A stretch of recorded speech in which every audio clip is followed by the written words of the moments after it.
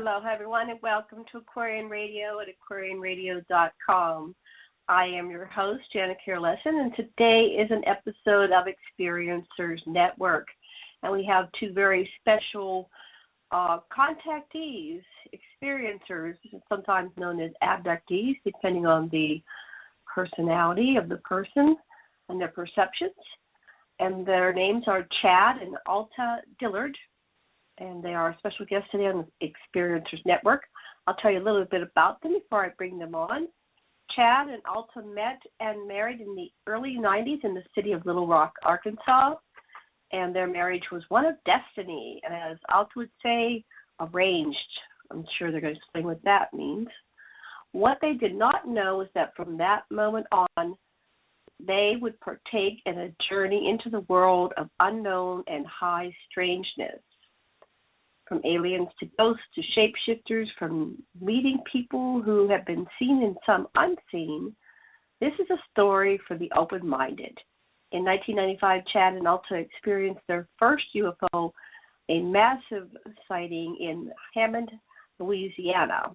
This experience opened their eyes and led them to the well-known French Quarter in New Orleans, where high strangeness continued.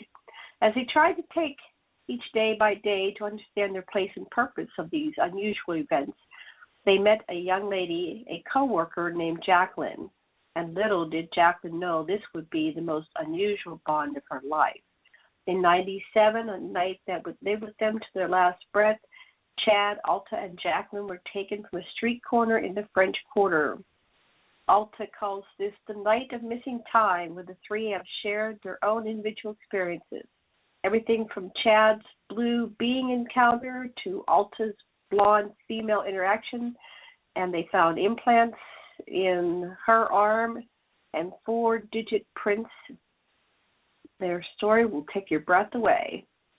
The high strangeness continued when in 1999 Chad and Alta moved to New Mexico, where Chad went face-to-face with a black-eyed adult and other anomalous happenings. The couple moved to December, Colorado for their jobs and found themselves in the middle of the infamous Columbine High School massacre, which occurred on April 20, 1999. And there's a lot more about them on our website, aquarianradio.com, AQUARIAN radio.com. And I'm going to welcome them to the show. One moment while I click them on. Aloha, Chad and Alta. Hi, are you there? Yeah, we are. Thank you. Hi, Janet. Oh, good. Hi. I thought for a moment I was talking to myself. Okay, well, welcome to the show. What else would you like to tell our listeners about yourselves? And I guess go back to how did you meet and what was going on? Well, Chad's pointing at me to go ahead and begin this. So, the beginning is the beginning, as they say. And in our case, I'm 10 years older than Chad, and I'm born in 1957 in the southwest of the United States, Arizona, actually. Reservation, I'm mixed native, but was removed from that area when I was about 6 months old. And my mom had claimed, she's crossed over since, so I've never been able to, discuss any of this with her. But my mother would claim that when she was leaving that area, this would have been the end of 57, the beginning of 58. It was just her driving, and I was the only passenger in the car. And again, I'm 6 months old with no memory of this, but she claims that it's daylight and that a metallic craft, or sometimes she would actually say UFO, actually came down out of the sky and stopped her on the road. As I've shared this in the past, I'm sorry to say I've never challenged my mom over those statements, and it wasn't something that I ever had any interest in at the time whatsoever. I think I just, as an only child, I think I just had to brush it off as crazy, just crazy. And so, I don't have any more information about that, but just always found it interesting. And then I have Chad share with you his childhood, high strangeness, prior to us coming together. Take it away, Chad. I pretty much grew up in Arkansas, rural Arkansas. My dad was a rice farmer. We had rice and soybeans. And I remember as a young child, probably 6 or 7, there were 3 large burn circles out next to the field, next to the house we lived in out in the field. So kind of had some really other strange things. My dad claims coming home one day and all the furniture being rearranged and wow. So so what do you think that was about? I'm sorry? I've never heard of all the furniture rearranged. What do you think that was about? If you were to just imagine what that was about, what do you think happened? I'm not really sure. I wasn't with him at the time. I was with my mother at that time. This was after my parents divorced. This was in his second marriage. So I don't know if this had to do with ghosts or aliens or what. Wow. So you both have had unusual things in your childhood, and so what do you said here in your bio that you thought your marriage was arranged. Can you elaborate on that? Okay, so now we'll fast forward to 1990. Unless you have other things to cover before we go to 1990, you can do that first. But 1990 is when we married. I'm sorry, 1990 is actually when we were arranged. And then Chad and I married a year later in 1991. But the arrangement part of this was, it happened to be on Valentine's Day, and it has the surface or the frame of sounding romantic. And I don't mean to belittle, the amazingness of meeting Chad. It's just, again, all the high strangeness that was involved in the encounter. And some of that was, somebody tried to arrange Chad and I on a blind date over the phone. Chad couldn't make the date, seemed interested, but couldn't make the date because he had to work that evening. He was in the restaurant business. And, of course, this was Valentine's Day. Long story short, I had met, I decided to go out that evening by myself, which was real unusual behavior for me. And I ended up meeting a couple of gentlemen that I'm not sure if they were human, superhuman, other human, but something other than just human. I have no doubt at. Without being able to prove any of that to you, they appeared to me, one of them, they were extremely handsome, to the extreme. One very dark-haired, one very blonde-haired. The blonde-haired gentlemen, they were both extremely well-dressed, expensively, casually dressed. The blonde was wearing a expensive aviator jacket, leather bomber jacket. And again, I'm kind of giving you the shorter version of it, but this gentleman indicated to me that he was the private pilot to the other gentleman's plane. Now, the environment we met in was an old residential neighborhood with no airports, private or otherwise, anywhere in the vicinity. These gentlemen were just as out of place as I felt in this area that we met. I have missing time after meeting them, but I do remember before this missing time for myself that one of them asked me if there was anywhere else in the city that was more livelier. So that indicated to me that they were tourists, that that they weren't from this area. So now I've got missing time, but the next thing I know, I'm at a location in the middle of the city, and this is Little Rock, Arkansas, and at the time there was close to probably 500,000 people in the city, so it wasn't a farm town. There were a lot of restaurants, nightclubs, so on and so forth. I apparently chose a sports bar in the middle of the city, a very large sports bar that I had never been to before. I had a girlfriend that lived up the street from this area.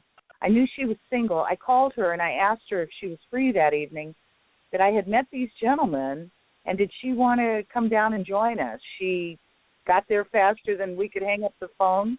You know, she was very free that evening. And I'm describing, you know, how handsome these guys are. But what's real interesting to me is that I had no interest in them whatsoever. And, you know, there's no explaining any of that. They were certainly kind enough, as well as I keep saying, attractive. So anyhow, before... Well, let me ask you something there. So you're saying that, okay, you're saying that you weren't attracted to them, but you were calling your girlfriend and you thought that she might be attracted to them? Right. Because of their physical handsomeness? As well as, you know, they were gentle, they were polite, very, very almost cosmopolitan, and we're talking Little Rock, Arkansas. Okay. 1990. And then how do you know you have missing time again? Was that before or after you had this, took them to the sports bar?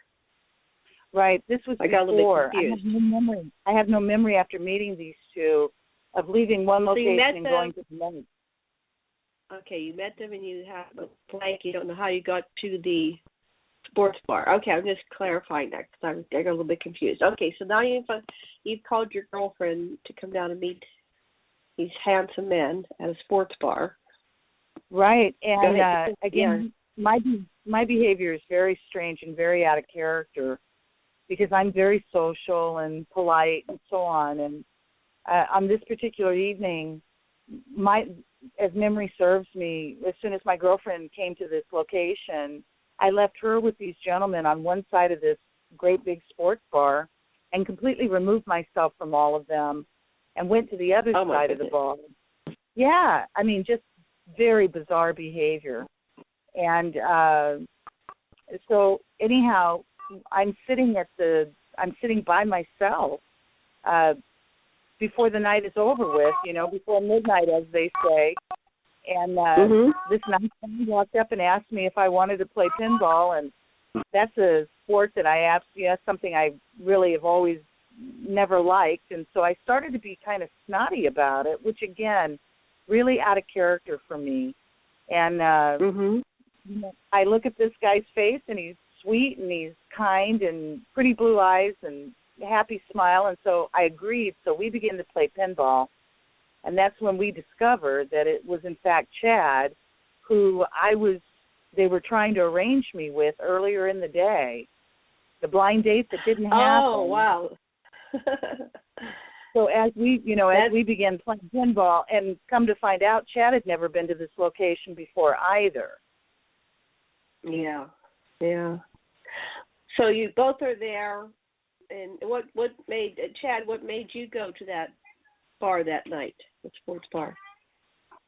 Well, I worked at a bar where it was all guys. It was a little oyster bar, and after work, after we closed the restaurant, of course nobody had dates because we all worked. So the guys were like, "Well, let's go play darts," you know, and I'm like, "Okay, well, let's go."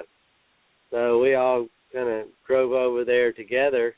And I get over there, and I decide that, you know, I don't want to play darts, so I just went over and started playing pinball and looked up and saw Alta, or, you know, I didn't know her name, but I went up and asked Alta to come and join me for pinball. Wow. Okay, so now you met, you pieced that together that while you missed your arranged date, it got arranged by the universe or some alternative force. Right. So go ahead and continue. Well, just kind of finishing that little portion of it off in the very beginning of Chad and I, again, where I knew that something was going on, that I couldn't fill all the blanks in.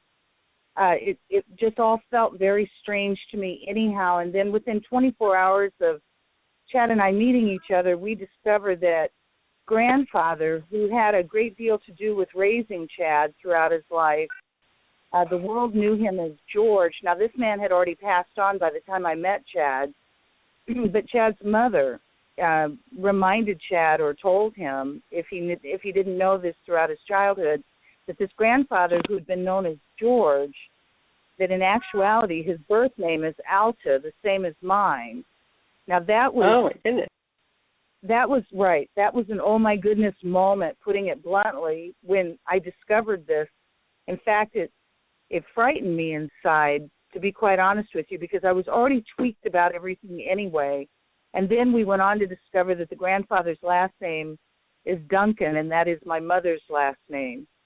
So, again, as I have shared this in the past, I'm told I'm, part Indian, born on a reservation in Arizona with no blood relatives in Arkansas. And to the best of our knowledge, Chad has no native blood in his family from the Southwest, so it's just very bizarre. Very bizarre. Wow. So, what does Alta? Is it Alta or Alta? What does your name mean? I've never heard it before. My understanding is that it would probably be thought of mostly Hispanic, and it's the reference to high or altitude or tall. Alta Vista. And so was Alta Vista. Okay. And was father, that was his first name as well? Yes. This is actually carved on his tombstone. It's what? I was saying it's actually carved on his tombstone. Okay. So he's got that on his tombstone. And do you have any idea, Chad, how he got that name? Is it like a family name or? I'm not really sure. I've asked my mom, and she's not sure.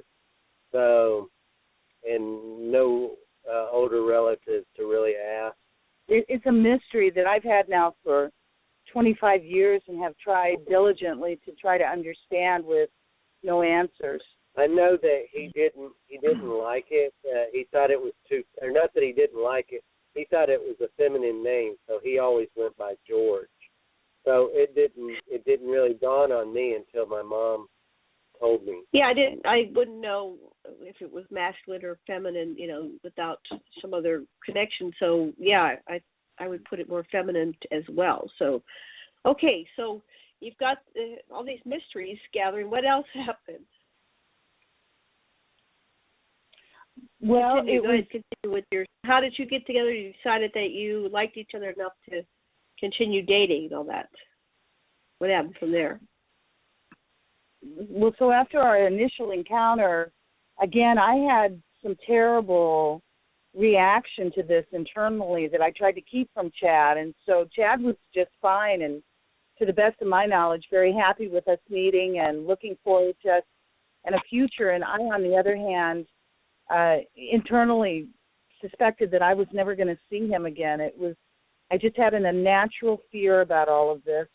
And again, all I have to base it on, again, is possibly something happened to me when I'm little that I have no memory of. My mom's strange stories about UFOs and, daylight encounters. So who knows? I have no idea. But so essentially I disappeared from Chad for several months. And meaning he couldn't. Okay. Yeah, I wasn't ever intending, again, not for lack of not caring about him and really desiring to date him and to get to know him, but fear was, raining heavy through me, and so I chose to basically just run from that experience and make myself not available. And so for several months we didn't see each other, and then came back together again and made up our minds, okay, let's give it a shot. And so we picked it up at that point. And then a year later, who initiated the reunion? Who initiated the reunion? How did that happen?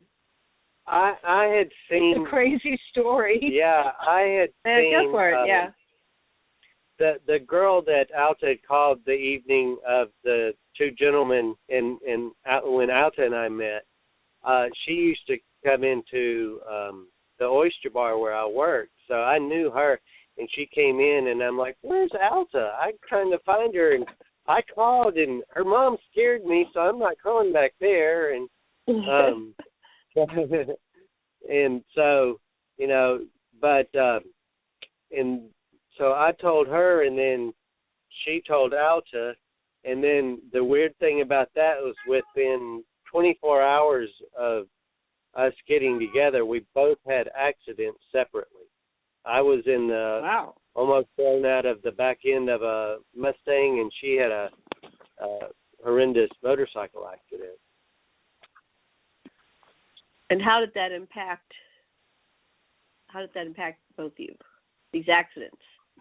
Did they have any? Were you injured? Did they have any lasting effects? No, nothing really lasting. We were just both broken and bruised when we got back together. Yeah, we were so beat up at this point with stitches and just really a mess, and just what the hey? We just decided this has got to be destiny, fate. I don't know. This is bizarre, but let's go for it. We tended to each other and did our very best to try to find humor in all of it, and so on and so forth. And essentially, as I said, a year later, we married. And at that point, when I knew that Chad was interested in marriage with me, I had made it real clear to him that I would consider marriage, but that I was never interested in children, ever having children. And so he was in agreement with that. So 25 years later, we're still together and just puppies. Oh, that's cute. So then you have this arranged marriage, and what happened with your journey into the world of high strangeness, as your bio says? What happened next? Again, there's no doubt to me that the high strangeness absolutely began in bringing Chad and I together. And then we married in 91, and if I could fast forward, it's now to 1995. Chad and I had just moved to Louisiana, and we're in the outskirts of, we're about an hour and a half or so out of New Orleans, in a small university town just outside of it called Hammond, Louisiana. I'll have Chad describe to you essentially what happened at that point. The way that I see this is basically didn't give us the opportunity to ever really ignore this unseen hand any longer. And Chad, if you'll describe. Well, we were coming into town for dinner. We kind of lived right outside of town. We came into town, and right when you come into town, you go around this group of trees, and behind this group of trees, this bend in the road, there's the local Walmart shopping center. Well, we come around the corner, we get around these trees, and we look up into the sky, and there's this craft, and it's just massive. It's huge. It's black. It's very flat on the bottom. We're really right up underneath it almost. It's So is it tree height? Is it how high up do you think it was? It's lower than the clouds, but it's still pretty high up in the sky. Okay. I would say a few hundred feet. Yeah, a few hundred feet, but it was probably the size of this shopping center and parking lot put together. It was just, I've never seen a battleship, but I would say it was like this big, huge mothership. It was just huge. It was, like I said, it was silent. It's totally black. It's flat. It's almost like kind of a rectangle, but it's not as wide in the front part of it as the back. There's probably 3 or 4 lights going across the back end of it, 2 or 3 lights in the front of it, moving very slow. We look up. Alta looks at me. I look at her. We focus our attention back to the road in front of us, like to say, hey, if we don't see it, it won't see us. If we pretend not to say we didn't see it, it won't know we're here. We never spoke anything. We never said anything to each other. It was almost like we could read each other. We focused our attention back to we went to the restaurant, we ate, we never talked about it, never spoke about it ever again. Wow. I do believe, yeah. Well, that was 2 years before the Phoenix Lights. You're familiar with the Phoenix Lights incident? The big triangle that went over Phoenix and was seen by hundreds, if not thousands. You remember that one? Right. That took place in March, and we were taken then off that corner a few months after that in 97. So this is 95, though. Was this similar to that thing? Because the Phoenix Light one seemed to float as well. Right. Remember, it was like floating and. It was a different shaped craft than they described. Okay. But as far as the floating and just kind of going real slow, no sounds. Yeah, it was no sound. Real. Okay, so you chose to just keep it silent, but you had some fear. Is that why you were quiet about it? You were somewhat afraid. And what were you afraid of?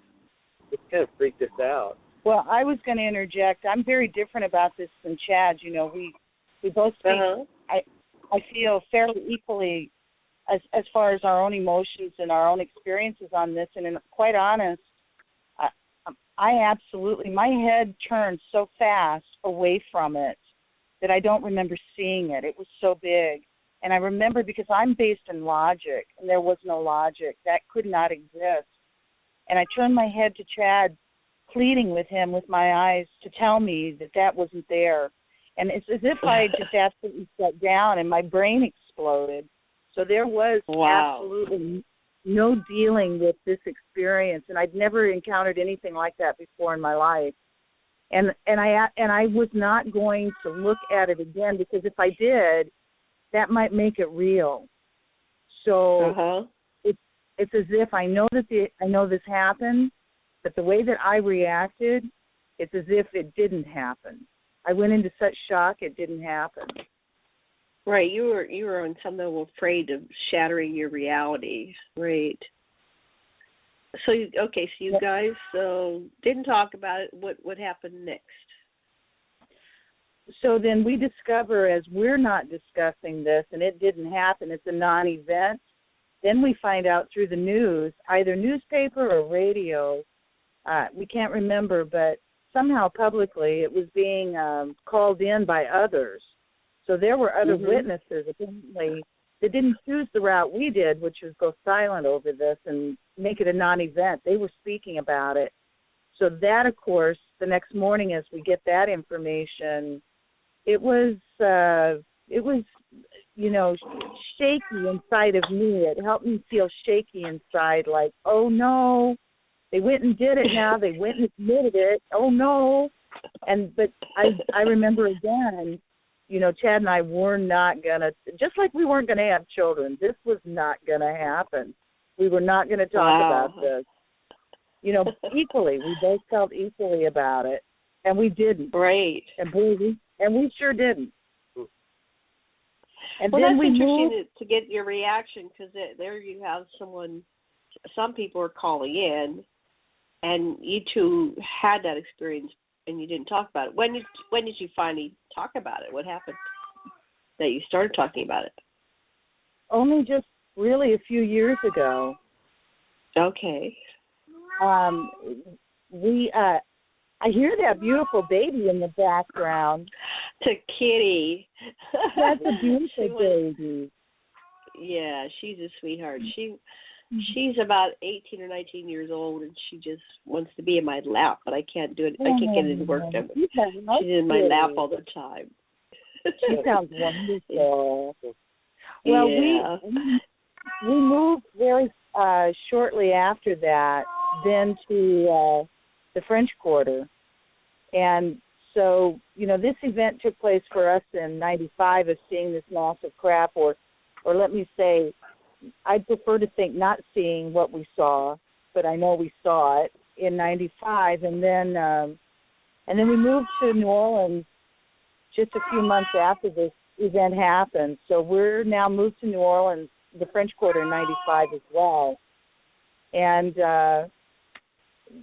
lots and lots of high strangeness, because we're talking about a community that's 23 blocks or so of a world all within its own. I don't know if you've ever been there or experienced it, but it is, New Orleans is quite unusual anyhow, but the French Quarter, again, is just its whole own entity, wrapped up in, I call it, insane mysticism. It's with voodoo and hoodoo and all the ancient and the ghosties and the, you name it, happening in this small community.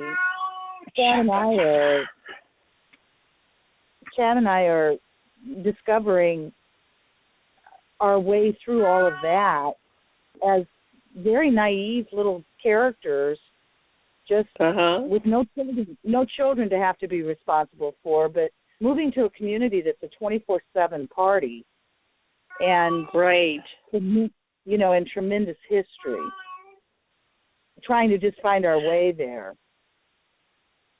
So, yeah, I can imagine.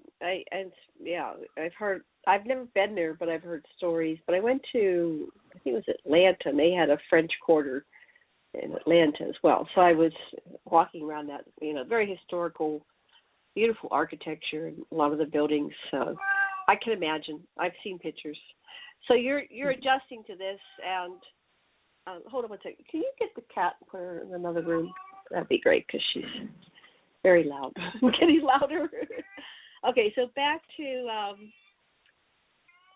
your story. So you're there in New Orleans and you're adjusting to it. So go ahead.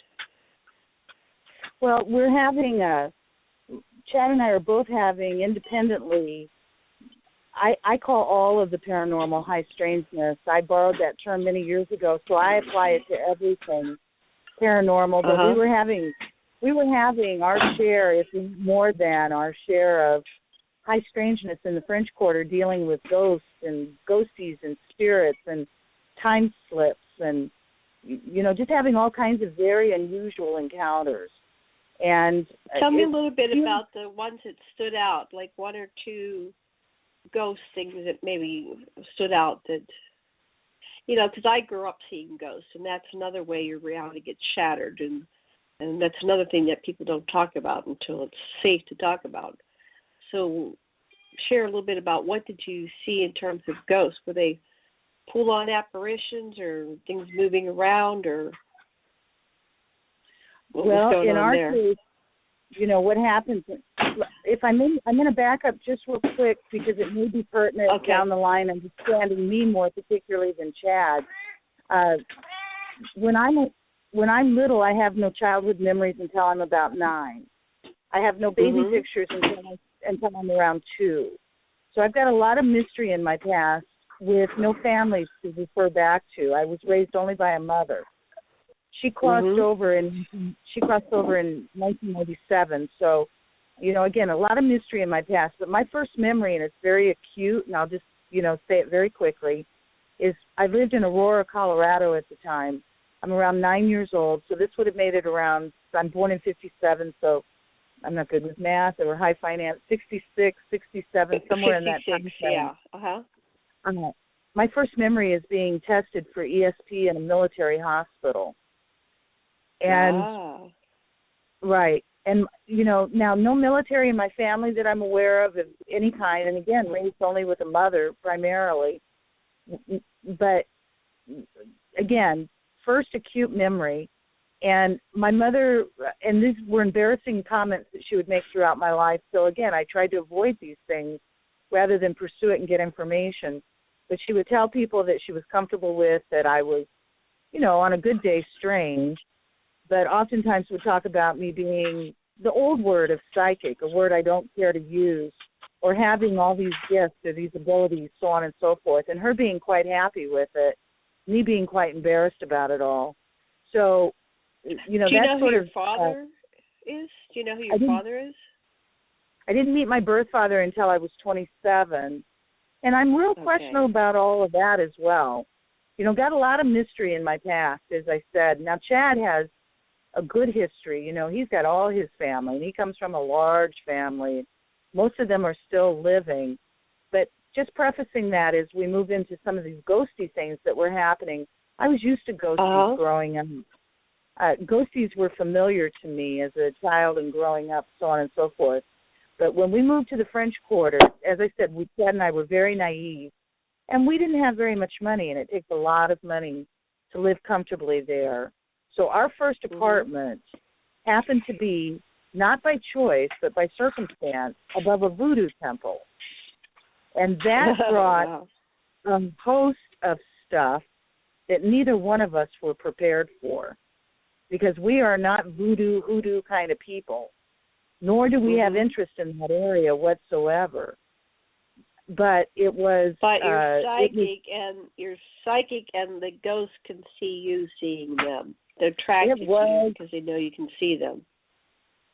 It was an amazing experience, but I'll share now. I'll have Chad take it over of his actual experience there, or one of them. We've had many.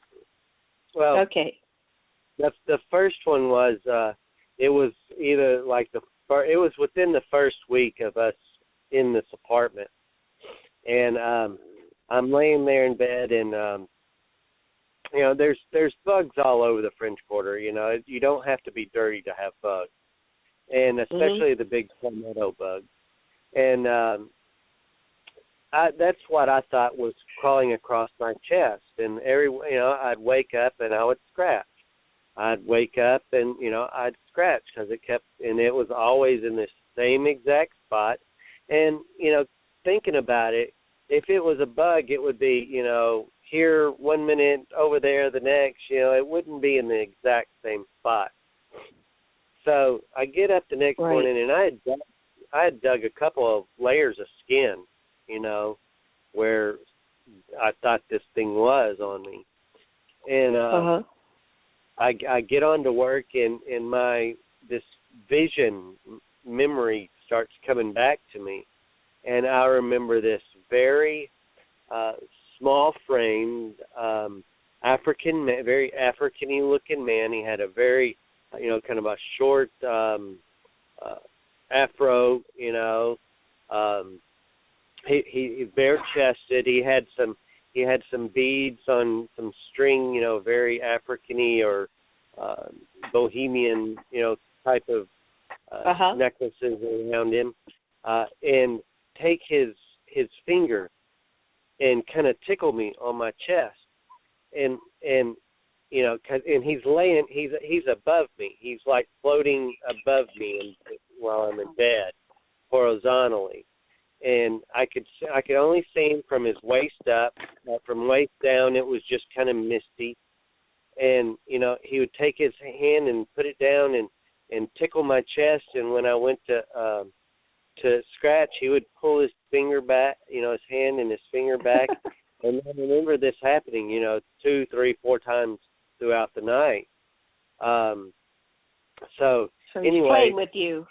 Yeah, he's So I get home, Alta being Native American, I grab the burn, I grab the shell, I grab her fan, and I light our burn, and I'm walking around the house going, hey, we're going to have us a really nice apartment here. I'm going to paint. You don't have to leave. Just leave me alone. Never ever had any. That was nice of you.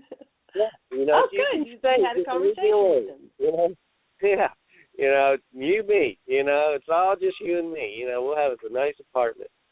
Good. So a few months later, another couple had moved in to the apartment down below us, and they had been married by the voodoo priest who had died before we had moved into this apartment. We never met him there. They bring out their wedding pictures, and they start showing me, and they said, and they pulled that one out, and they said, and this is, and I forget the priest's name, this is priest such and such. And they handed me the picture, and I'm like, hey, this is, and I told them the story that I just told you. And they're like, yep, that's him. He was a trickster. He would test you. if you didn't pass the test, you didn't get to hang around here. Wow. You had to. He was a trickster. So anyway, that was like one of the first things that happened to me there in the French Quarter. Okay. So back to you, Alta. What would you like to share? Well, just following up on what Chad said, where he and I can continue to do the dance over living around the Voodoo Temple, was that one night, again, we've gone to sleep, and I wake up and I smell smoke, and I'm telling Chad, smoke, and he's like, you're dreaming, go back to sleep. And about the time I try to drift back off, next thing I know is I see white billowing smoke coming through our bedroom door. Now I've got his attention. We get up out of bed and we fly, because I really, literally do not remember our feet touching the floor. We flew through our apartment, down the stairs, into the courtyard. We had one of the largest, if not the largest, courtyard in the French Quarter. Where this temple was attached to the building. The priestess of the temple, she had a big house in the courtyard, and then other area of the courtyard were small apartments that had been slave quarters. These buildings had been built in the 1600s, I believe. So you can imagine the history with 1600 buildings, that era. So anyhow, Chad and I as we're running down the stairs into the middle of the courtyard, because these apartments are all filled, we're yelling, fire, fire, and, people are running out into the center of the courtyard because smoke is billowing up out of the temple through the building. And so there's a lot of craziness to it, but essentially, as we're all standing in the courtyard and watching this billowing, this is a umpteen alarm fire, as high an alarm as you can be, because, again, the French Quarter is all attached, and these are several hundred-year-old buildings. So the last thing they need is a fire, needless to say. It gets a lot of attention. So an inordinate amount of firemen show up for this little teeny tiny temple, and literally there's more of them almost than room inside the temple. Without exaggerating, lots and lots of firemen are inside this little building, and they can't find a fire. Wow. Yeah. So essentially, I'll have Chad pick it up from there. Yeah, it was me, the priestess, and all these firemen, and we're just, and she's got all these little shrines, kind of, to different deities and different things, and it was like right around her and the priest's anniversary, and she had a shrine wedding anniversary. So she had like her wedding dress and his suit up on the wall and all this, and we get to looking, and one of the glass jars that she had candle in had popped and broke and had caught some little fabric on the wall, and it had traveled up the wall just a little bit and stopped right at like the saints and the pictures of Jesus. It quit. If it would have went on past that and gotten on to her wedding dress and all the other fabric and lace and all that, we probably would have had a big fire. But it stopped right there at the saint. It was pretty crazy. I don't know why. It just stopped by itself, or did someone put it out? Yeah, it just went out. Right, it just stopped. Oh, just bizarre. When we were all standing in the courtyard, waiting for the firemen to show up, or I guess they were all there was a lightning storm that started. And I mean, it was as if, like Chad's saying, it was creepy. It was like the movie. Like Chad's saying, it was like being on a movie set. It was like somebody switched the switch, and all of a sudden lightning is striking all. Electrical storm, and yeah. It just bizarre. The French Quarter is bizarre. I used to walk down the street and I would hear, Chad, Chad. And I would turn around and look, and nobody there. So the veil is thin in the French Quarters of New Orleans, needless to say. And and you two are both apparently psychic because you can see them and they can see you seeing them. So that's probably why they're contacting you. Wow. So what else? So go ahead. I go to work for a real exclusive reading salon that was a family-owned business, and they had started the business in 1929. So by the time I come on board, they've been in business now 70 years, and they're dealing with literally all walk of life, which is what I so enjoyed about it. You know, all celebrity, folks who had just very little to their names, all walk of life, and it was just a quite amazing experience for me. I'm sorry? What did you do there? What was your role in that place?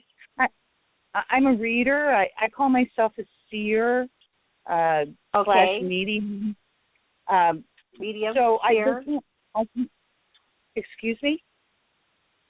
I was just wanting you to explain a little bit more about what you were or are and what you do as a medium, seer, reader.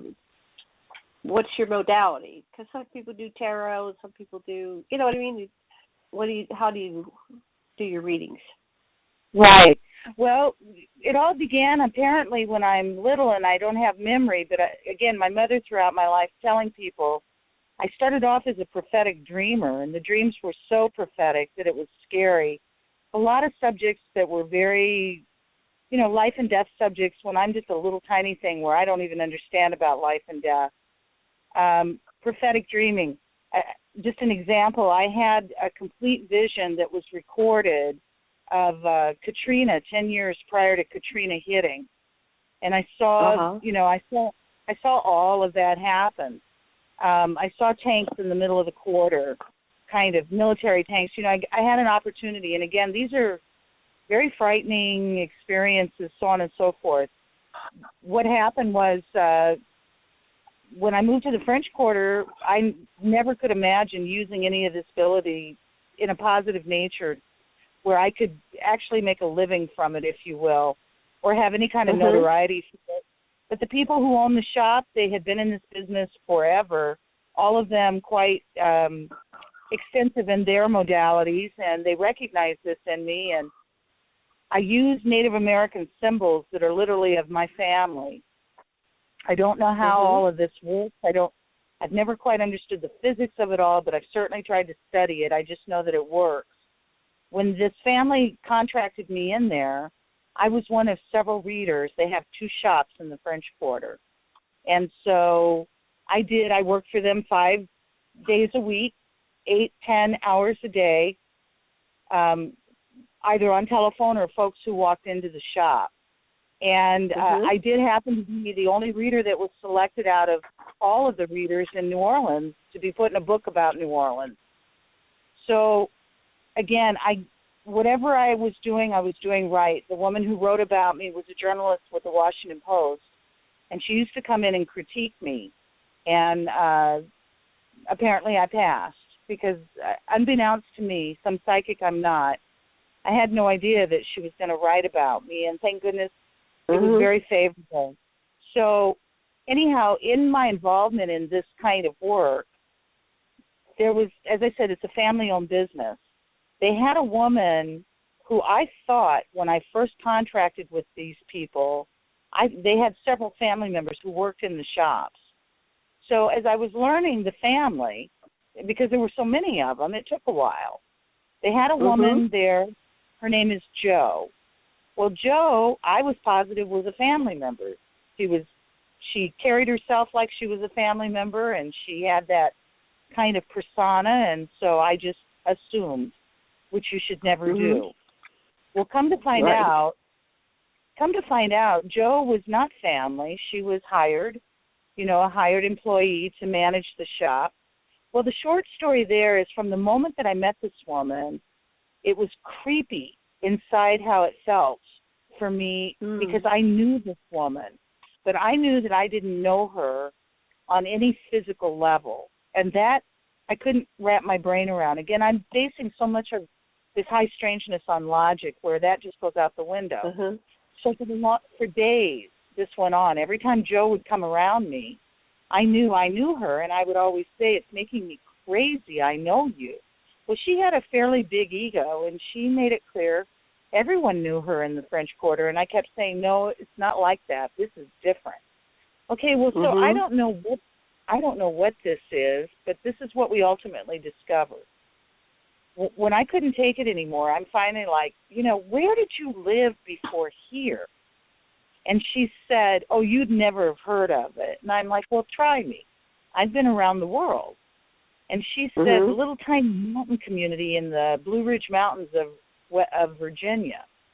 And now my hair's starting to stand up on my neck because that's what Chad and I had lived prior to us moving to Louisiana, was a teeny little tiny town, the Blue Ridge Mountains of Virginia. So now I'm starting to get that oh wow feeling, and I'll be dang, I thought, no, don't say it. And then she went and said it.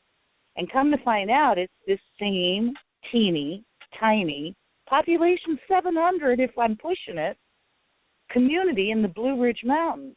Well, what was so crazy about them was that this woman had been married to the man whose family owned this town. And her last name, I won't say publicly, but her last name, she chose to keep her, even though she was divorced from this man, she chose to keep his last name. So when I thought about it, I realized when I lived there, everywhere you went, that name was across the grocery store and the library and the funeral home, small community. And so we'll come to find out this is where she had her children, so on and so forth. Well, she'd left that area 7 years prior to Chad and I moving there. So it was just, I don't know how to explain that. It was just one of those yikes kind of. Yeah. Did you see her image while you were there? Did you see a photo of her? Or? Oh, no. And on top of that, even if I ever had, no. She was stricken from she divorced, the little prince of the community. So you can imagine any imagery of her would have been stricken from the world. But even at that, she'd had bypass surgery or gastric surgery. So she had changed several 100 pounds. From when she lived in the mountains, she had been, she said, 400 or 500 pounds. When I met her, she was a strapping 100 if she was pushing it. It was just bizarre. So what made you feel like you knew her, though? Was it just because you knew her last name, or was it no. in particular?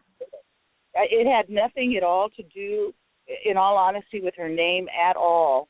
It wasn't until after the fact that I reflected back when I realized, oh, my God, that name was everywhere. That's why I was bringing it up, is that I cannot explain it. It was just, and it didn't feel friendly. It wasn't a friendly kind of knowing. It was acute.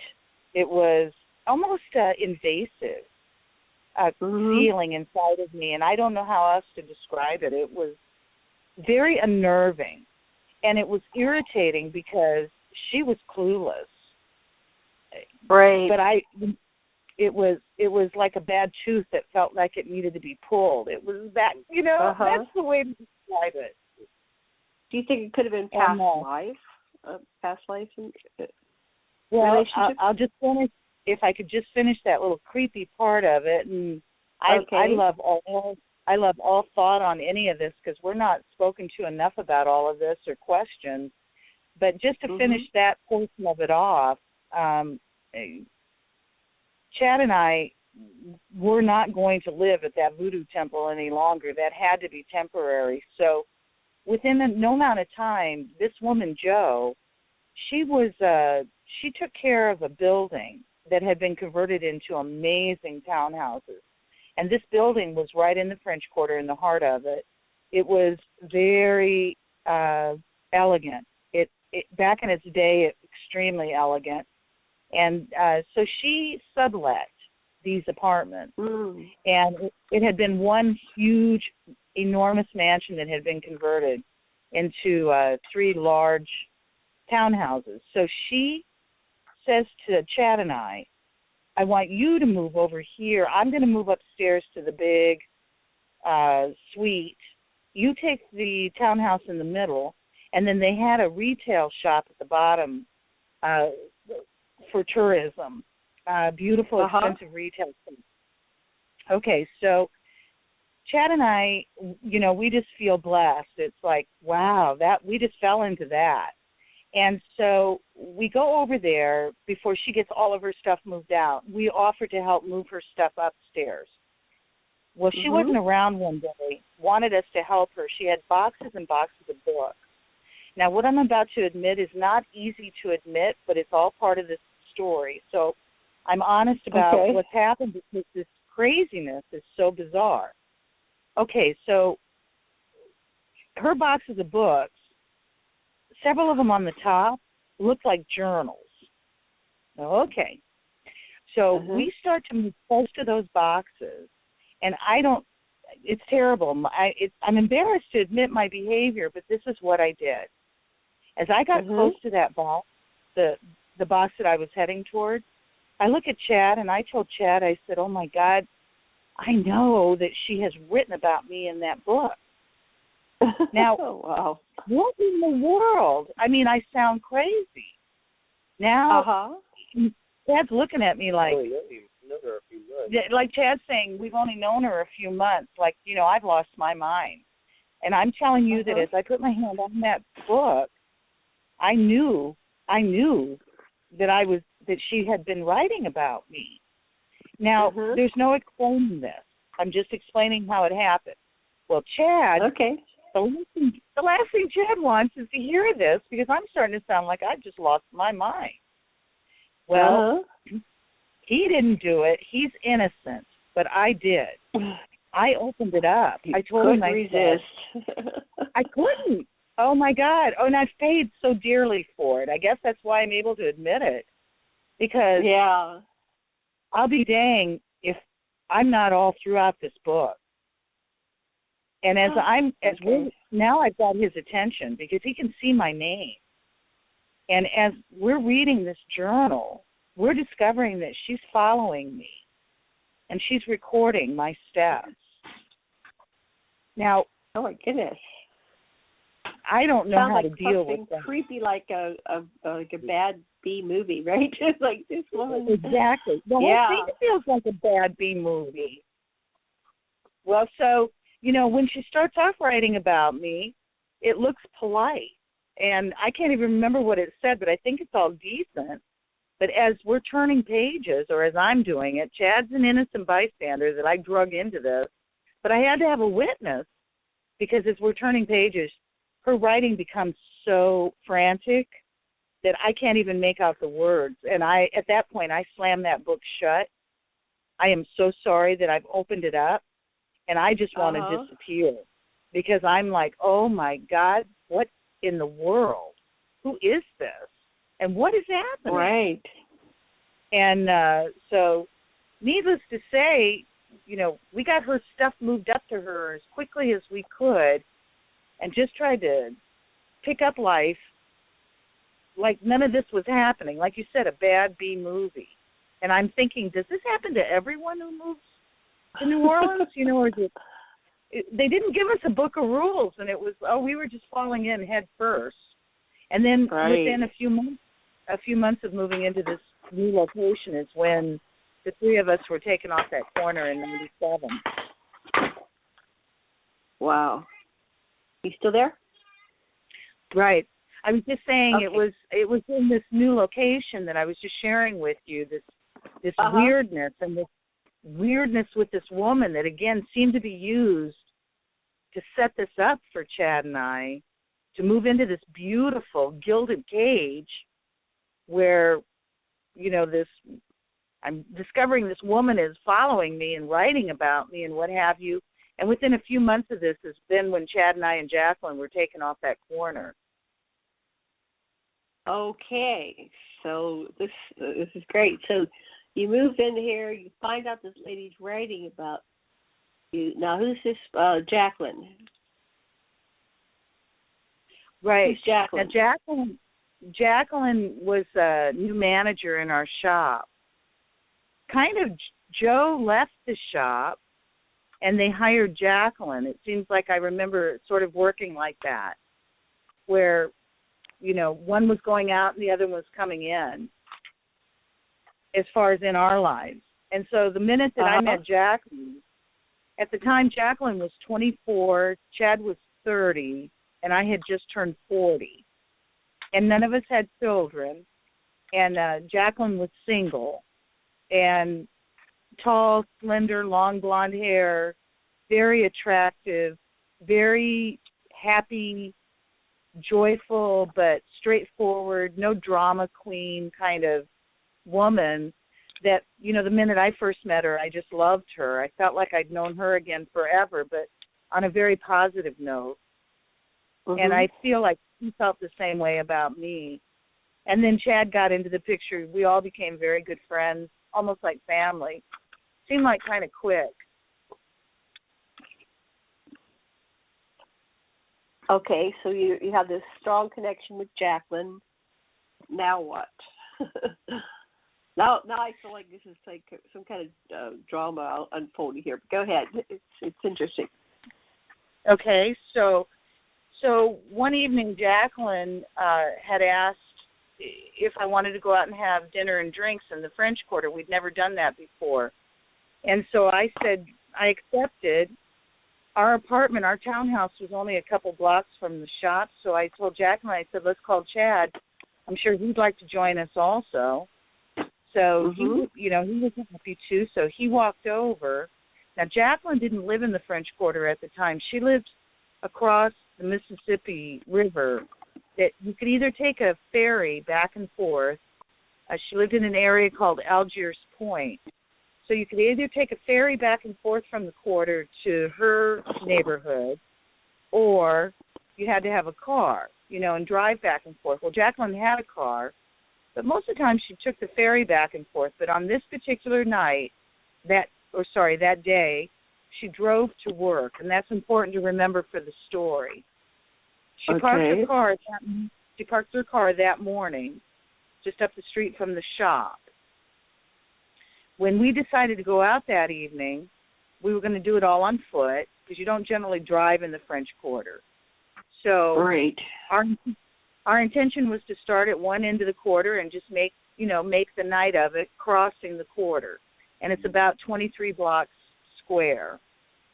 So from the moment the three of us, Jacqueline shut the shop down and did her duties, what have you, we step out on the street, and I clearly remember to this day it feeling strange. And what I mean by that is the air felt strange. It felt Twilight Zone-y. That's the best way to describe it. The energy was off. As we began to walk, we were on the famous Bourbon Street. We started at that location, and we basically stopped at three different locations across the French Quarter, starting at one end of it, working our way all the way to the other end of it. And in each of these locations, there were no patrons. If it had a restaurant, there was no wait staff. Each location seemed to only have one, either a bartender or a manager on duty. Now, that's unheard of. Wow. What I'm describing, right, because we're talking about a community that doesn't ever stop. Bars don't ever shut down. It's a 24/7 party. So what I'm describing to you doesn't happen. So anyhow, it did happen that night. There was nobody in any of these places. So by the time we get to the very end of the French Quarter, I'm so bored, I don't want to do this anymore. We started our night around 9:30 at night. The last thing the three of us three of us remember is somewhere between 11 and 11:30. So we'd had an hour and a half of crossing the French Quarter without having any alcohol or drugs in our system, nor was anyone around to drug us, because that's certainly been suggested. That would have been the easiest for me, is to know that somebody drugged us, but there was nobody to drug us. So we're all on a street corner at our last location, and it's around 11-ish at night, and that's the last thing I know until the next day, and it's somewhere between 8 and 9 in the morning, and I didn't wake up. I came to, sitting straight up in my living room. Wow. I'm the only one out of the three of us that seems to have been returned with memory. So I have very distinct memory of an experience in between, but I have no memory of coming off the corner or being returned home. And I also seem to be the only one out of the three of us that has, I call these what everyone calls implants. I usually use the term unknowns, but I have one in my upper arm. We discovered I had strange 4-digit handprints around both my arms, very long finger 4-digit handprints that day also. Now, I was going to have, if you're interested, most seem to be interested because Chad's had regression, and so he has a full account, for the most part, it sounds like, of what happened to him and possibly Jacqueline, but I wasn't in his experience. And in my memory, he and Jacqueline weren't in my experience, so we seem to have been separated. You were separated. Okay. So do you want to do yours or have Chad do his? If it's all right, we'll have Chad describe to you his regression. In my regression, again, the last thing I remember is about 11:30 at night. We're kind of standing mid-block right there on the stoop on this corner. And I noticed this bright light coming from around the corner. And I get the girl's attention, and we walk around the corner, and I see this orb, and it's probably 12 foot in diameter. It's probably 15 foot off the ground, and it's probably mid-block, down the block. As soon as we get around the corner and see it, it comes towards us and engulfs us. It just kind of takes us in. What color is it? It's bright. It's white. It's white. Okay. Clean, bright, just white light. Just, and it's an orb. It's this. So my next memory is I'm walking down this hallway. All the walls are very metallic looking. Nope, but I don't see any rivets, no bolts, no nothing like that. Very smooth. I look down in front of me, and I'm following this little being. He's probably 3.5, 4 foot tall. He's got a big, large, bulbous head. I only see him from behind. He has kind of a pale gray skin tone. He's wearing a one-piece kind of jumpsuit, and it's very binding, it's right. Now tight-fitting, form-fitting, yeah. Yeah, tight-fitting, yeah, that's what I mean. Now he doesn't look like the Greys that you see on TV. He's got substance to him. He's almost dwarfish. He kind of waddles when he walks, Preferably, I could see a tall blonde female beside me to my left.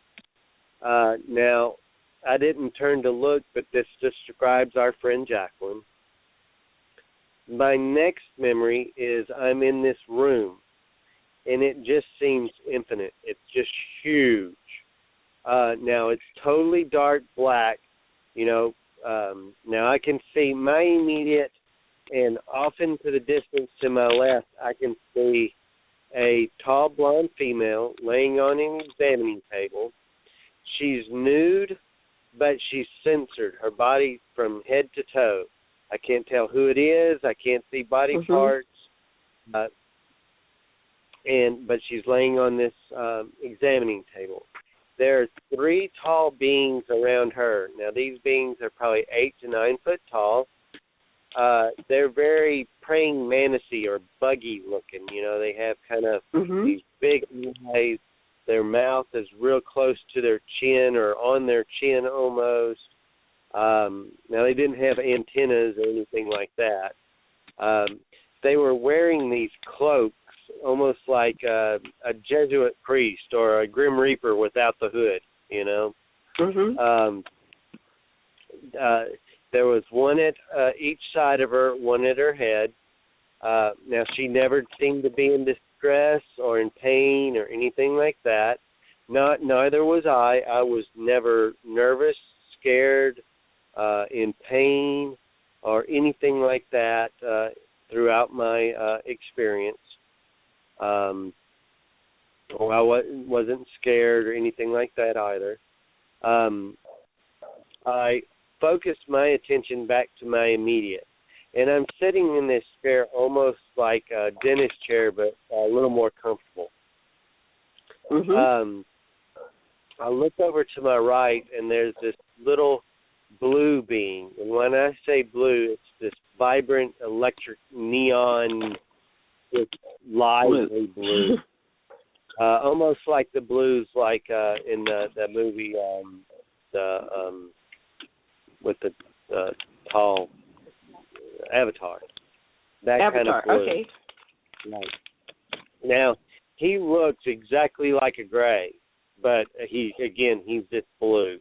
Big bulbous head, almond-shaped eyes, not much of a nose, if any. He goes over and he picks up. Now, his aura, his presence, seems like that of a shaman / professor / holistic scientist, all combined. He goes over and he picks up this box, and he has it in his right hand. He takes his left hand and puts it into the side of the box. When he pulls his hand out, there's this little blue, blobbish-looking material. It's free-floating above his hand a couple of inches. It's blue just like the color of him. It has little metal or glittery flakes in it. It kind of looks like maybe like a thin putty or that slimy stuff that kids play with, but again, contained. Probably, quarter silver dollar size, kind of almost in a ball but undulating. He sets the box down. Actually, I don't even remember him setting the box down. I just remember him then taking his right hand. Again, he's only got 4 digits. He's got his 2 middle fingers up and his other 2 fingers folded in, almost like you would see depictions of like the saints or Jesus kind of do, blessing, or Buddha, or monk or something. When he does this substance starts spinning. And the faster it's spun, the blueness and the glitter, metal flakes kind of dissipated out of it. They were kind of rotating and free-floating around it. It started slowing down, and it had turned into this double-pointed crystal pyramid. Probably about 3 inches long, probably not much wider than a pencil. I remember thinking to him, why are you showing this to me? I'm not a doctor. I'm not a scientist. You know, I'm not an engineer. This is something very important. Why are you telling this to me? And he tells me that I will know in time, or when it's time. In time. Yeah. They always do that. Yeah. Go ahead. Yeah, what's up? Because, you know, now, my next memory is I'm in this other room. There's only 3 walls, 2 that are very straight and 1 is kind of concave. Again, the walls are very metallic, very, very smooth, no rivets, no bolts, kind of a gun gray material or color, metallic color. There's only thing in this room is this big overstuffed looking leather chair. And I remember thinking to myself, A, how out of place it looks. Looks comfortable, but it's not. Now, how I know it wasn't comfortable, I don't know, because I didn't sit in it. I focused my attention to the wall that's kind of concaved, and I walk a little closer to it, 5, 6 foot away. And what I thought was this solid gray wall, I could see through it. It was like a window, and this wall was probably 15, 20 foot long, probably 10 foot tall, you know, so it's just this big, huge wall window. And I'm looking through it, and I can see stars and planets and the galaxy, and, you know, I'm out in the craft somewhere. And I'm sitting there and kind of in awe and kind of just looking around, and all of a sudden this little craft by right outside the wall, the window. And I mean, it's right outside. Just I would probably say no more than 5, 6 foot away from wherever I am on this other side of this glass or this wall. And it shoots past. It gets, you know, 9, 10 foot away, and it stops.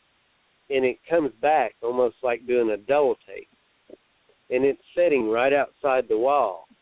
And it's like right there, and it's almost saying like it was just as surprised to see me as I was it.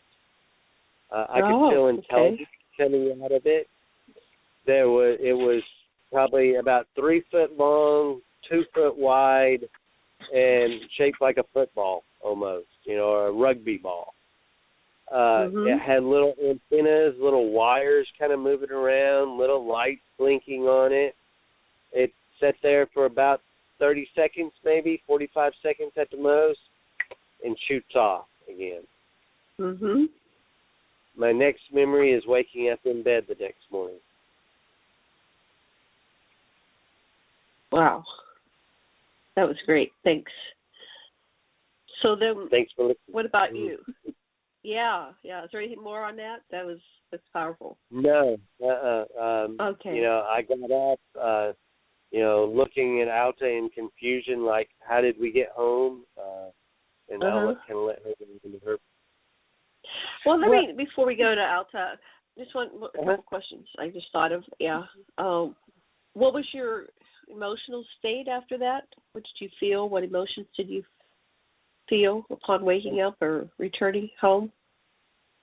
Again, just confusion. You know, I knew we weren't out drinking. Okay. Yeah, I knew we weren't out drinking and partying or anything like that. So, you know, I didn't know how we got home. Kind of freaked me out. You know, I'm asking Alta, you know, where's Jacqueline? How did we get home? And she's like, you know, I was kind of hoping you'd tell me.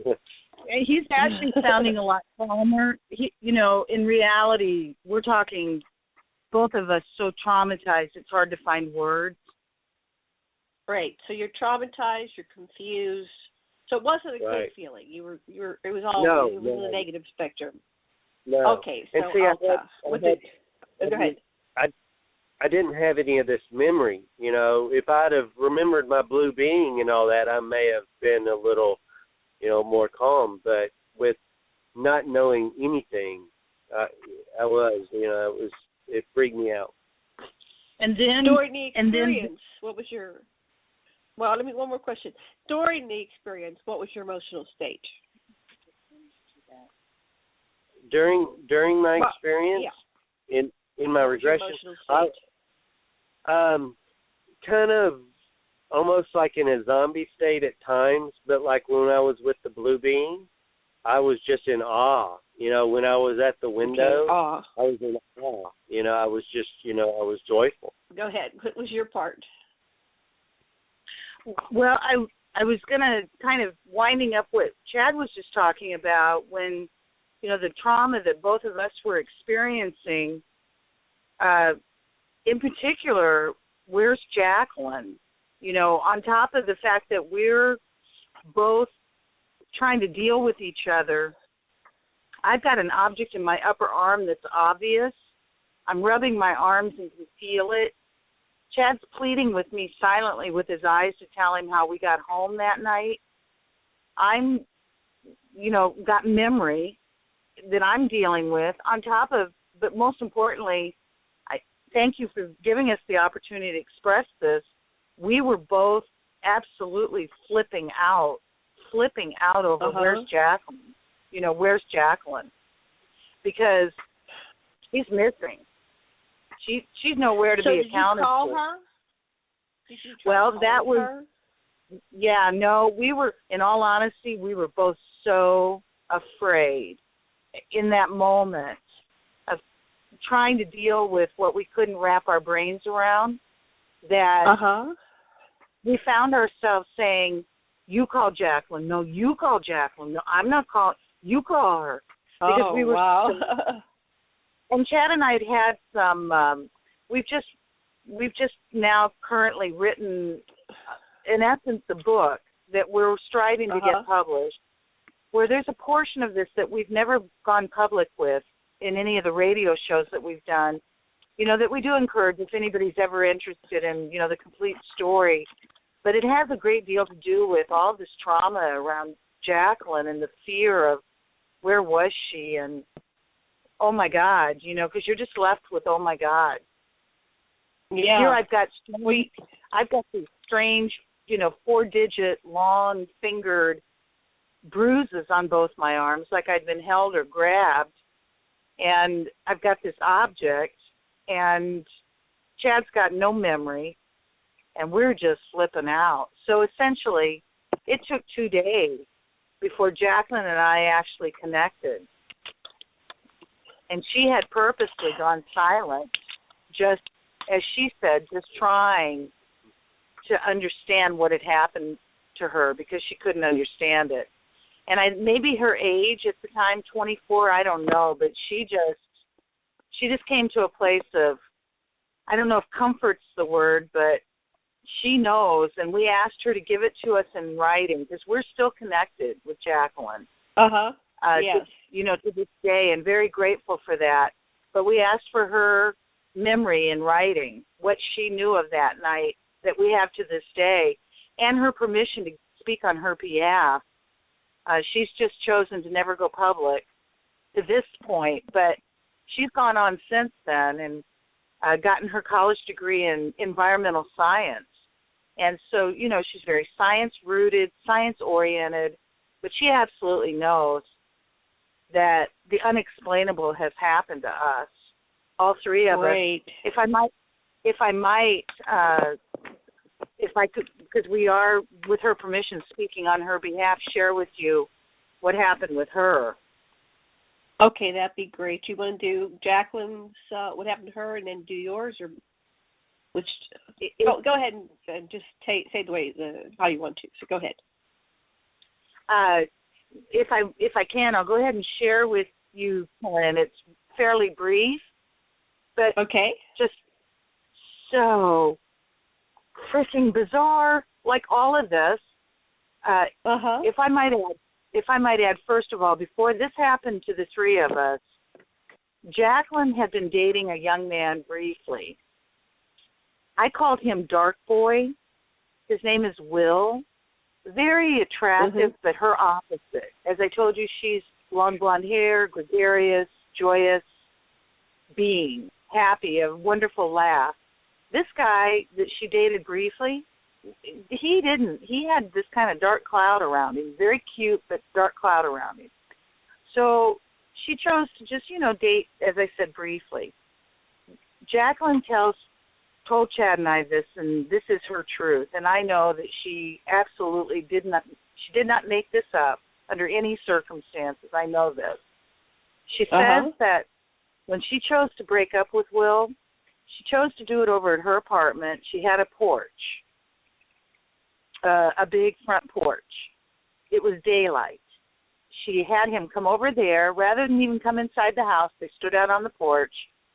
I wasn't there, but paraphrasing it, my understanding is, you're a great guy, but let's see other folks. The bottom line is Jacqueline says that they're only a couple inches apart, and she says he becomes so emotional breaking up with him that she says that he turned into a wolf. She said that the shock hit her. What I feel is what happened to me when I saw that craft and I could not adjust to what was in front of my face. She said she turned her head away. She said he shifted again. When she looked back at him a second time, again remembering only a couple inches apart, she said he shifted again. She said when he did it the second time, she said she called him on it. And she said, literally using the word, I'll paraphrase that, you just turned into an effing wolf. And she says that he looked shocked when she did it and responded, you saw that, confirming to her she saw what she saw. Now, this is only a short time before the three of us have a night of missing time. And Chad claims an order took us. So in Jacqueline's case, Jacqueline claims that she remembers, like Chad and I, standing on that street corner that we sent you a picture of. And great. She says, we've tried to send you photos, all these photos that we've had, to just kind of give you an idea of location and so on. So we have I'll put them on the site, yes. Thank you so much. So she claims she remembers being on that corner with Chad and I, and then she claims the next thing she knows, she's now behind the steering wheel of her moving car. She says it's somewhere between 3 or 4 in the morning. She says the car is moving slowly, but that it hit a parked car and it knocked off her rear view mirror. She claims this is what jolted her to. Now here Jacqueline remembers standing on a street corner 1 minute, and the next thing she knows, she's behind the steering wheel of the car. She then says she's in a whole other section of the city from where she parked that car I told you earlier that morning, up from our shop. I don't know how many miles, but she's miles away from where she parked that morning. She claims the car was, in essence, as I said, moving. So she's now trying to come to. She says that she finds herself over in the neighborhood of Will. Now, Will's that what I call wolfy boy that she was never going to see again, much less he turned into a wolfie. She never was going to, have anything to do with that. So here she's in his hood, and she says, Alta, not the best neighborhood to be in at 4 in the morning. And I'm like, I know, Jacqueline. And she says that he lives in a big house that's been converted into apartments. It has a big gate around it normally. But, of course, like you said, Janet, like a bad B movie, that freaking gate is wide open when she drives up. And she, can't you hear the creepy music in the background? Oh, yeah, and so it's like I got chicken skin, yes. Exactly. I mean, it started raining here. It's like, guy, she claims she gets out of the car, goes up these creepy steps, and he's sitting inside the freaking door with the light on above him. Like, I can almost see him illuminated. And she says he's playing guitar. She says he stops playing guitar. She's standing there in his doorway, and she said, he either says, I've been or we've been waiting for you. Either way, just creepy. Then she says that she becomes hysterical, like a controlled hysterical, sobbing. And she said he leads her to go lay down. She said she, hysterically sobs herself to sleep. She said her eyes pop open. She thinks maybe a couple hours later or maybe an hour or so. She says nothing's happened. She's completely dressed. But she said she looks around and realizes where she's at. She said she got out of there so fast, never looked back. And that's her story.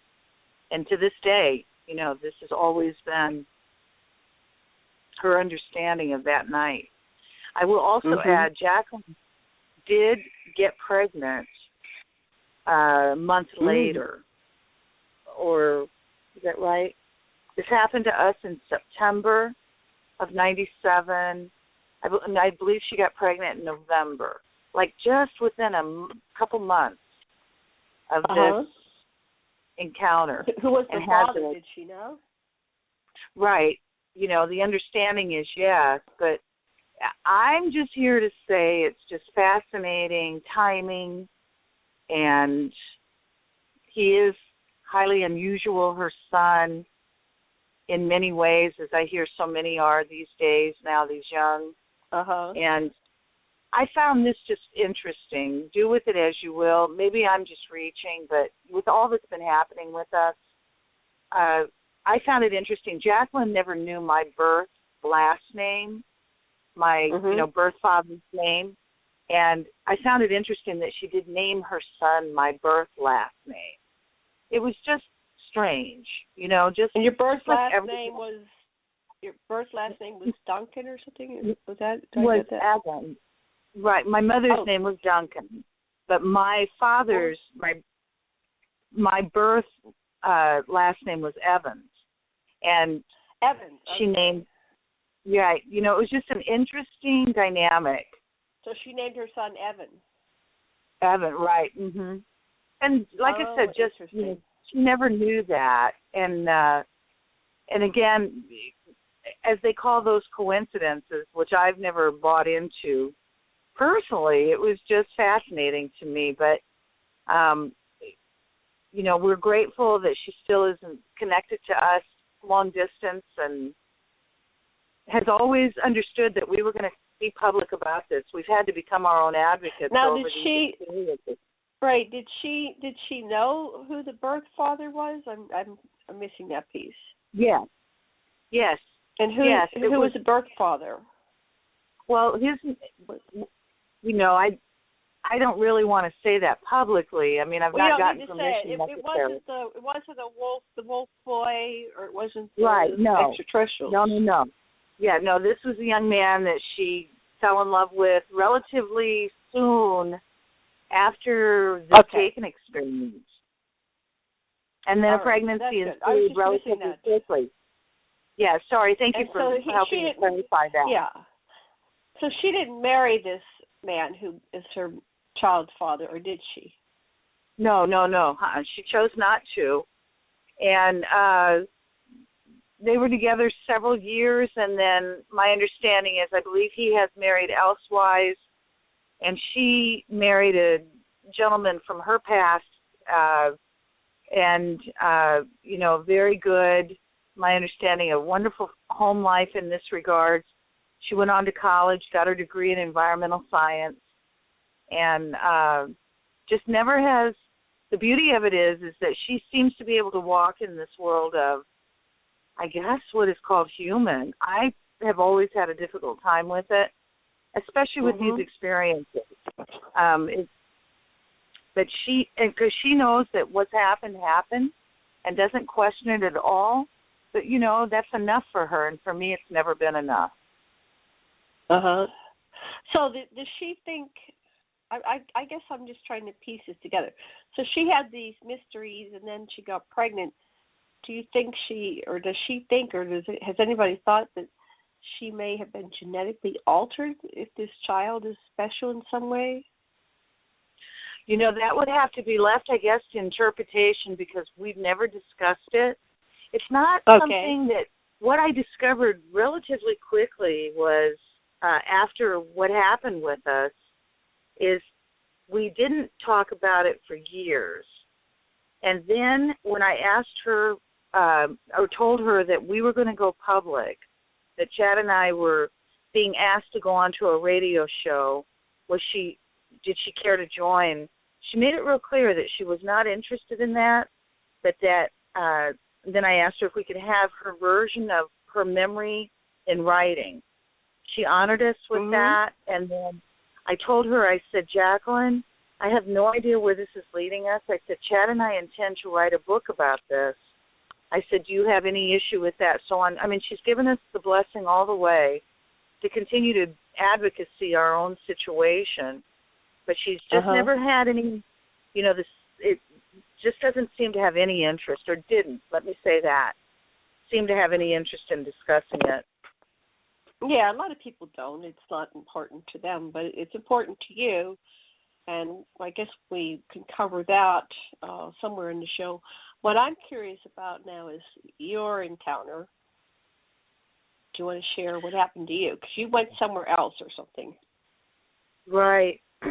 So, again, just framing it, last I remember is I'm telling Chad on that street corner, Chad, I am so bored, and I find this interesting personally. I kept saying, I'm so bored, I don't even want to walk the blocks home. Let's call a cab. I just want to go home. And then, right. I felt like Dorothy. What kind of cab did you call? That's right. Exactly. And I need some more of that talent. We could all be rich because the next thing I know, I'm standing on the edge of a crater and literally looking down into a huge crater and not afraid, not even intimidated, curious, like, wow, this is interesting. And the crater seems to have light orbs all around the perimeter of it. There appears to be some kind of metallic structure down in the bottom of the crater, rectangle shape, pretty good size, but like warehouse size. I don't know.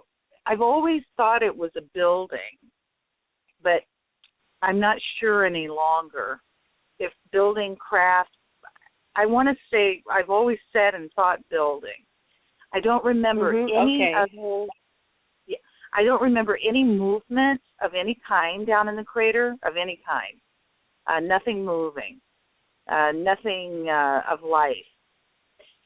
With the exception of those orbs around the perimeter of the crater, those light orbs, I sensed that they were alive. They seemed to be alive to me.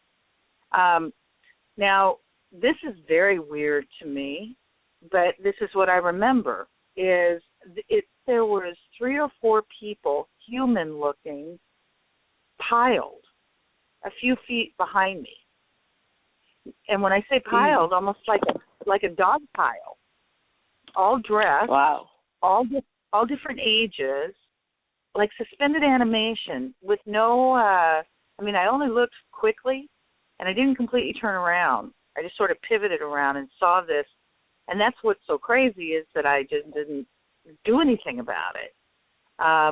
Just took note of it. And again, nobody looked upset, what have you, just suspended animation. My attention immediately went back to the front, down into that crater.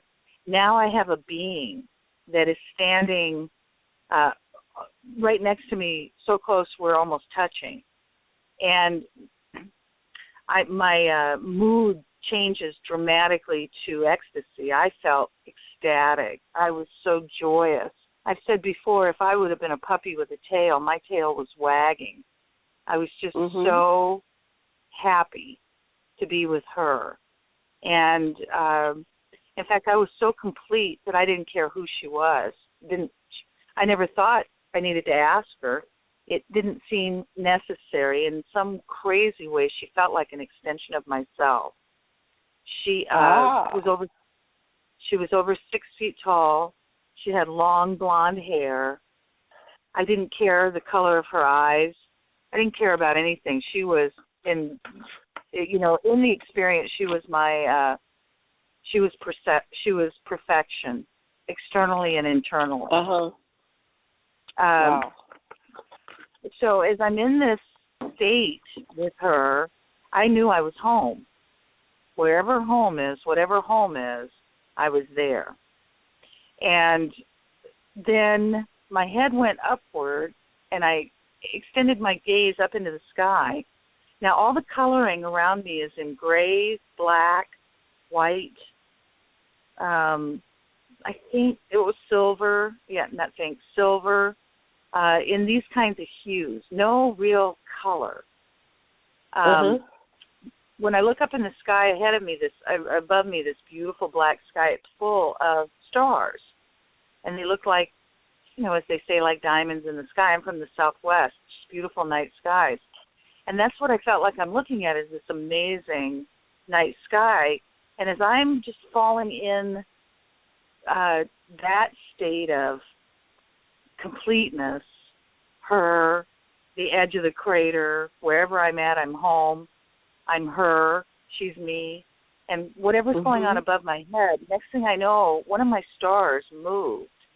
And when one of my stars, and you say, as I said to you, my stars, when one of my stars moved, it scared me so intensely that all of my ecstasy then turned into terror. And I shifted that fast. And as I shifted into terror, because the stars began moving sideways and zigzagging. And so as this was happening, I became more and more afraid. And as I'm doing that, she's telepathically calling me by name. And she said in the most, again, a tone I can never duplicate. It was so beautiful. Alta, don't be afraid. They're just scanning you. And as she made this statement to me, as she made that statement to me, that's the last I remember is her voice telepathically saying that to me. And then the next thing I know, I'm sitting straight up in my living room with my legs crossed Indian style. It's the next day, and I'm rubbing my arms, looking around, and all of a sudden I'm in my living room. Yeah, that was... Wow. Yeah. Yeah, that just absolutely crazy. It's craziness. And I've got this thing, like a sticker. It felt like, again, I keep referencing the Southwest. It felt like a piece of cactus sticker protruding out of my upper left arm, but there was no pain. And my logic again kept kicking in, saying as I'm rubbing across it, why doesn't this hurt? This has got to hurt. So I go in the bathroom and I get a pair of tweezers and I pull this out of my arm, and it's very tiny, but it's large enough for me to see it, and it leaves a tiny pinhole in my arm. Again, no blood or anything like that, with a large lump under that hole, a fairly large lump that's solid. But this thing that I pulled out of the unknown, this cactus, solid, I put it between my fingers, and it began to dissolve. And as it began to become clarified and dissolve, again, my heart was racing out of my chest. I was scared to death. It freaked me out. And I turned on the faucet, and I started scrubbing so hard. Like they say, I just wanted my hands to bleed. I just wanted that away from me. And so no idea what in the world that was about, but what I'm left with is this object that I sent you the x-rays of that seems to change shape, and it moves, like it'll bury itself down to the bone, or it will completely push against the skin where you can actually see it, like when you have a big bug bite and it's swollen. So where is it on your body again? Is it still there to this day? Oh, sure, right. And I've had another experience where I have another one in the same arm in my wrist. But this first one, Right. This first one is between my elbow and my shoulder. Okay. On my left elbow arm. and your shoulder. In my left arm, on the outer arm. And it's just, that's what's so crazy. It's just literally underneath the top layer of skin. But it seems Now, do you have any idea what its function is? If you were to just ask them, what do you think its function is? Or if you would just imagine they were answering you, what do you think they would say? I feel like it's an extension of me. It's an extension of you. Now, I just uploaded. There's two there that wouldn't let me upload. There's an X-ray of somebody's. Is that the arm, or what is that an X-ray of? Right, that's my arm. That's the first object. Because I have another one. I had another experience. The one in my wrist won't take an X-ray. It could only be detected by ultrasound. Very different than the first one. And this first object that you're looking at, that X-ray. I went through unbelievable. It's book worthy what Chad and I went through to get those X-rays with the medical doctor, but it wouldn't take a picture the first 2 times, meaning 2 times in a row. X-ray technician takes an X-ray of my arm. We get a perfect picture of my arm, skeletal picture of my arm, and that object is missing. Well, that's impossible because the object is just underneath the top layer of skin, and that X-ray tech could feel the perimeter of the object and the width. And she's losing her mind because it's not taking a picture until finally the 3rd time. So, as I said, it seems to be, they do tricks. They're very interesting. What's this picture that you drew? Or somebody drew? It's Chad. What did you draw? My blue bean. Well, there's a blue bean. Is that a photo or a? I'm just going to put a caption on this. There's a drawing. You have it looks like a traditional gray face. Who drew that? Right. That's mine. I did that one. Without any thought. And without a lot of thought. That was right after my regression. Years ago. This happened years ago. Okay. And then there's another blue bean that I picked up. That's an artist rendition of a blue bean that I had picked up at a convention. Okay, now this corner, that's the street corner where the abduction happened? Yes, ma'am. Yes. It's in New Orleans, right? Yeah. Right. And it's the very last road of the started. Okay. And then there's one with 2 pictures in it. I can't quite make it out. They look like they're black and white. Oh, those are what that is. Probably without thinking, not going through all of them before we sent to you. Those might be pictures of myself when I'm about 14 in Roswell, White Sands, New Mexico, standing in front of rockets. Okay. 14. Yes. White. Okay. Probably so. And then my connection, it seemed like as a child. So there's a bunch of implants, photos. I won't label them, and it looks like there's scratches, but that might be more. Yeah. Okay. I think I got them all. When they decided to give me, when I had another experience, I'm taken out of bed with Chad and I'm put in my backyard. This was just a few years ago, and I had a full-blown experience with consciousness. And at the end of that experience is when I'm positive, then I have another object in my wrist. It seemed like every day that I was waking up, I'm waking up to these strange red dots on my leg, almost like something's, creating a pattern daily on my leg. And these scratches. One of those scratches looked like it had been cauterized, and there was never an ounce of pain with any of this. There was never any blood. There was never any redness with any of the wounds. And then the last I'll point out is, it's hard to tell, but we took the picture immediately. Chad and I were in our backyard. It was one Sunday morning. It was a beautiful morning. We were having coffee. Chad's sitting in a lawn chair a few feet in front of me. I'm standing in the doorway of our French doors, had them wide open, and all of a sudden, pain like I can't describe to you took place with the top of my left foot. Now, you have a picture of that. And I screamed so loud.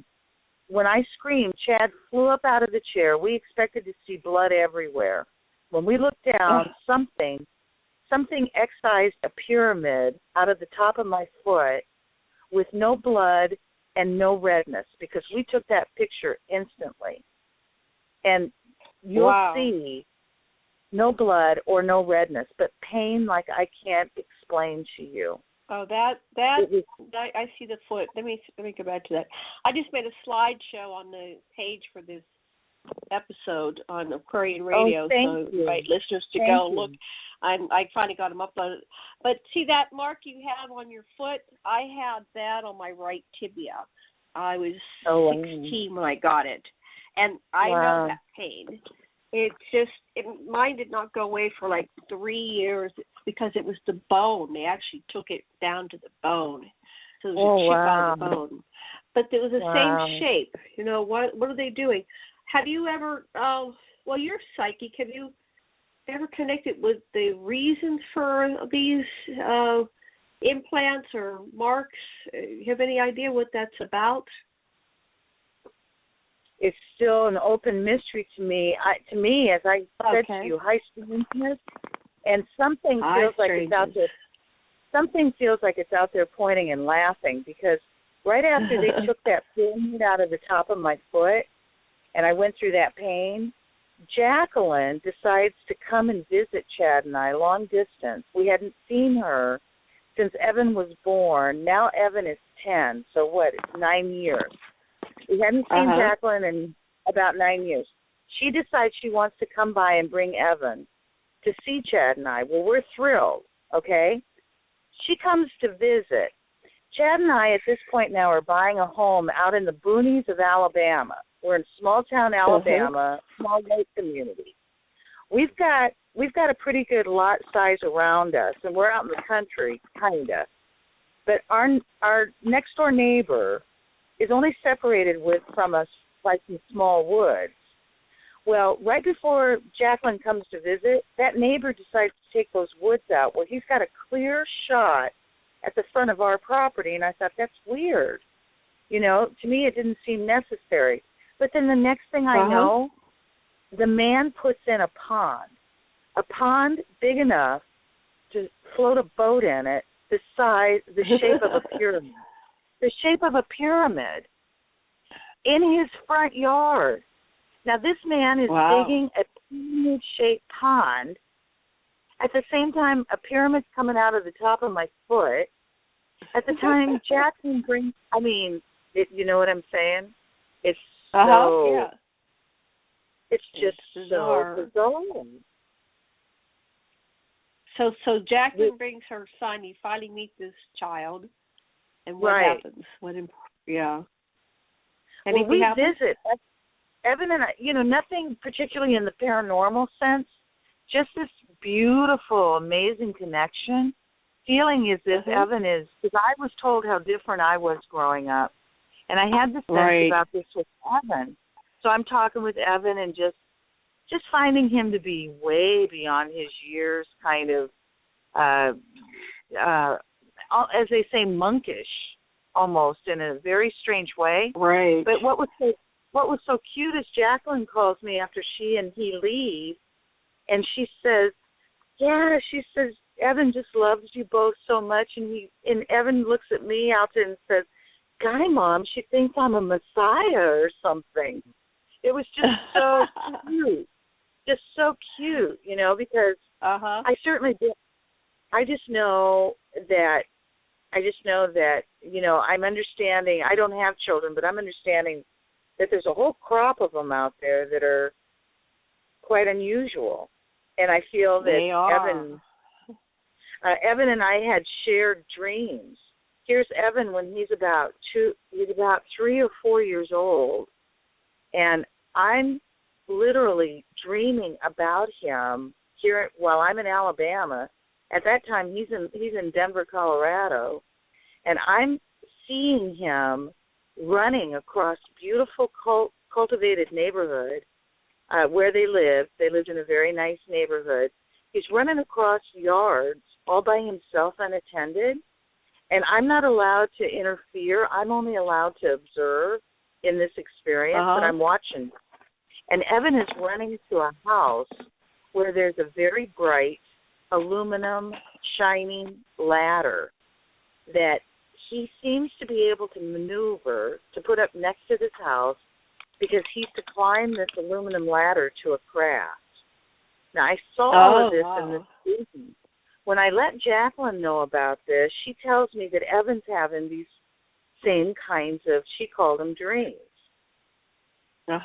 In his little childlike way that he's expressing to her. So, you know, again, just lots of high strangeness. Chad's father, if I might, I'd like Chad to share with you while we still have time.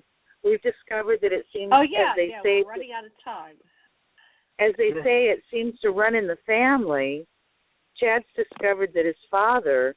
Now, I've had a Sasquatchy experience here in Alabama. The short story there is so has Chad's father, had a very up-close and personal encounter with Bigfoot. But then, if I might, we're definitely going to have to do a second show. So if you want to come back, because we're just going to run out of time. This is we only have 3 minutes left. So go ahead and finish something, and then we'll talk off the radio show about rescheduling you. But this has been very fascinating, powerful, and I think you have a piece of the puzzle. But go ahead, Chad, what would you like to say before we run out of time? Well, just that now, when we saw our first craft, that was in 95. In the year 2000, my dad and my stepmom go to Cancun for the millennium to, bring in the new year. They get down and they're going to watch the fireworks at night. They get down on the beach. They get their chairs set up, and they realize that the lights were really interfering with the show. So they get down and they move on up the cove a little bit where it's darker. They set their chairs up underneath where they said that this Temple of the Puma is. Now, as soon as they get their seats set up, they said they hear this loud cat scream. So that kind of freaks them out. They go on and start watching the show, the fireworks show again. And my stepmom, they see this craft that looks exactly like I saw, or Alta and I had seen in 95, this rectangle-looking flat UFO mothership. Now, they get to see it above. We only have like 30 seconds. We have to wrap this up. We'll pick this up next time. So 30 seconds. How do people reach you? What's your website? Yeah, Chad Dillard on Facebook. You can also find us under the Unique Rabbit Shawls and Gifts. It's spelled U-Neek Rabbit, and www.readingswithalta.com. And thank you so much. All right. For tonight. Thank you so much, Chad and Alta. to you. And we will have you back again. And thank you, listeners, for joining us for another episode of that Experiencers Network. Much love and blessings, and aloha to everybody. Aloha.